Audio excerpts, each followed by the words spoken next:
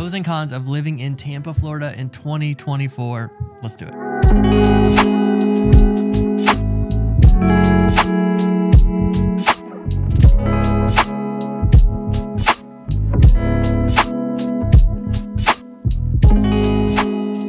I'm Sam, and this is the Living in Tampa channel, and we make these videos for you about what it's like to live and move to the whole Tampa area.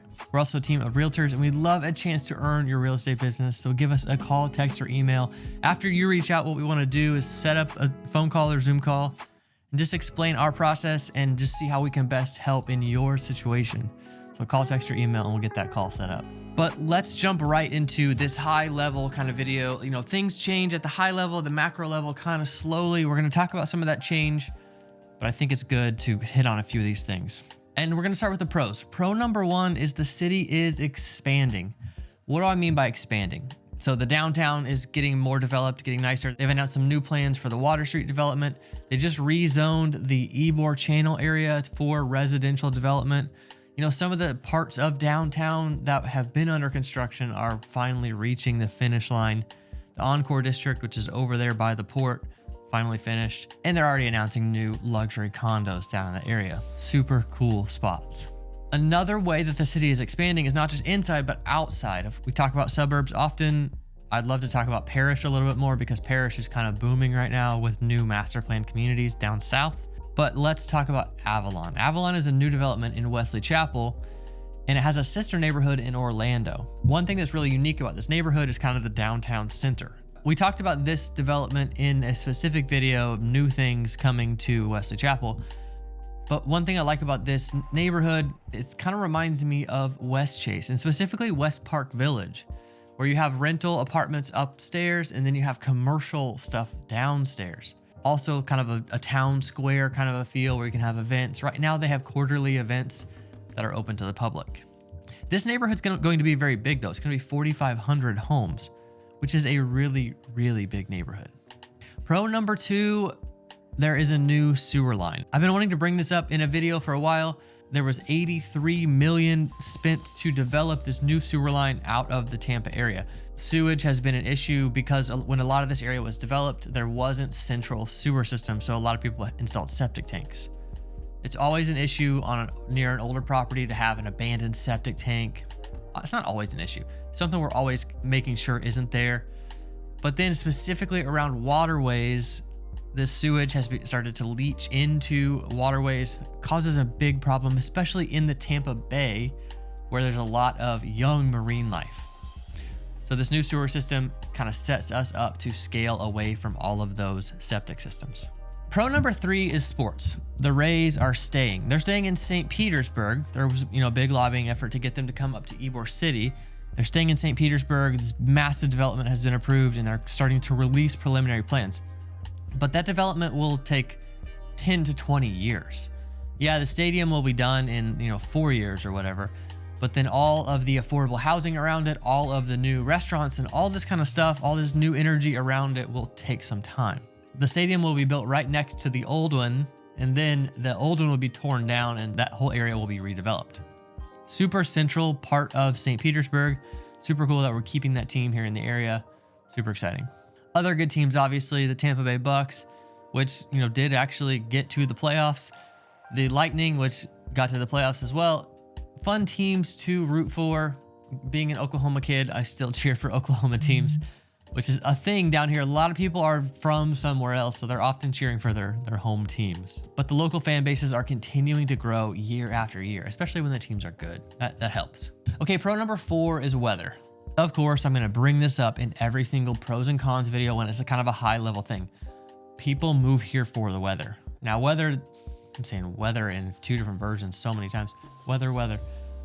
Now, maybe that is because they just want to be warm instead of be in the snow. Or maybe it's because the warm weather actually benefits their health.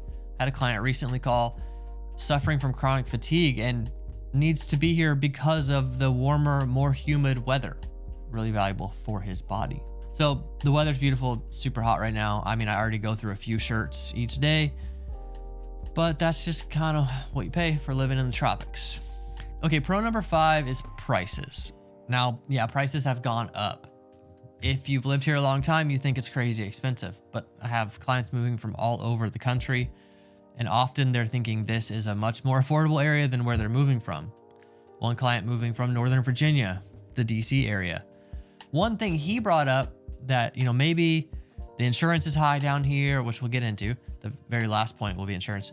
Or maybe these other things seem high to locals. He's like, but in Virginia, I have personal property tax. So I pay additional tax on each of my cars every year, not just to register them, but additional tax.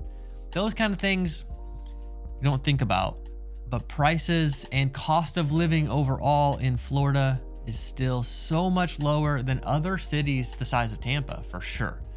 We can't be comparing Tampa to Oklahoma City or Tampa to Cincinnati. They're just not comparable cities when it comes to cost and when it comes to the things you have access to. So our median home price is right in the low 400s and it's still creeping up. It's definitely not coming down. Okay, pro number 6 is the ability to buy short-term rentals. Tampa was recently announced as the #1 place in the US to invest in short-term rentals. What does that mean? Like, something you would rent out on Airbnb, you'd rent it out for a day at a time or 2 months at a time, something like that. Airbnb, VRBO, HomeAway. I don't know where people rent all these things out. Some people use us and do it on the MLS. There are pockets of the Tampa area that are really good for this, and there are other pockets that just don't allow it at all. So I was actually surprised that Tampa was #1 on that list because of how quirky the puzzle is to solve. Now, people break the rules all the time, but from a distance, if you're doing this long distance, breaking the rules is a little bit more risky. If you want to buy a short-term rental, we have great areas that allow it. Typically, they're the unincorporated areas of the county that allow it and make it a lot easier for you to do that. So give us a call and we can help you kind of navigate that. Okay, final pro number 7, Tampa has super low unemployment. So during the pandemic, we had this thing going on where we had super high inflation in Tampa, more than other cities, but we had super low unemployment. I don't think that much about unemployment, probably because I'm employed, but also I just remember in so many economics classes talking about unemployment and how shallow of a stat it actually is. Yeah, our unemployment is super low, but that doesn't take into account people that have multiple jobs, people that are underemployed or overemployed. People don't really think about it like that. What I want to see is wages go up. Wages have gone up some since inflation has been so high, but wages need to come up quite a bit more for locals to afford housing here. That's the biggest issue. Pro, yeah, low unemployment. Maybe it's a pro, maybe it's not. It's kind of complicated. Okay, let's get into the cons. Con number 1 is Tampa is still popular. Let me look at my whiteboard over here. We have 13 deals under contract right now, all people that are moving from other places besides, 4 of those are listings and 1 of them is local moving around. But there's a lot of momentum here still. People are calling us every single day wanting to move here.